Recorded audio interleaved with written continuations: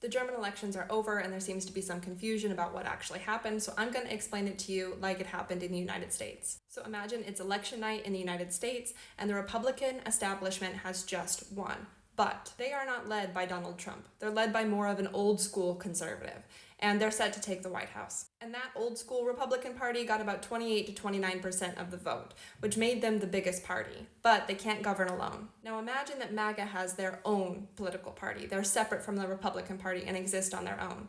They surged in the vote, coming up to about 20%, making them the second biggest political force in Germany right now. The leader of that party, akin to Donald Trump, is now emboldened and claiming that the movement that they represent is the future of Germany and the Republican Party. And just a few years ago, up to now, the established Republican Party swore that they would never work with MAGA. But now, MAGA is getting pretty big and hard to ignore. Meanwhile, the Democrats has an absolute disaster on their hands. They have collapsed to just 16%-ish of the vote, and that is their worst performance in modern history. And the progressive left, think of kind of like what Bernie Sanders represents, they did okay, but they lost ground and they only ended up with about 12%. They were more influential in the last election, and by now they kind of feel like an afterthought. So what happens next? Well, since the traditional Republicans didn't win enough votes to govern alone, they have to form a coalition. And the problem is that MAGA wants in. They're the second biggest party and would be the natural coalition partner. Their representative, kind of like Donald Trump, is saying, we represent a huge part of the country, why not work with us? But the leader of this more traditional Republican Party is saying absolutely not.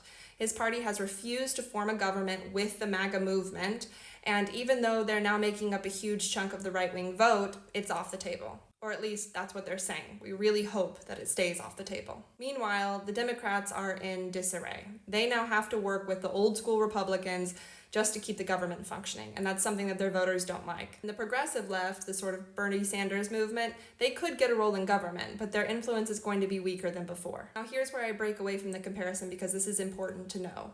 The leader of the party who won in Germany is talking about breaking away from US influence. He's basically saying we cannot rely on the United States anymore because of the instability coming from Donald Trump and the MAGA party. Saying that we have to stop in Germany trusting the US military and start defending ourselves. He also compared the US's influence on the German election to that of Moscow.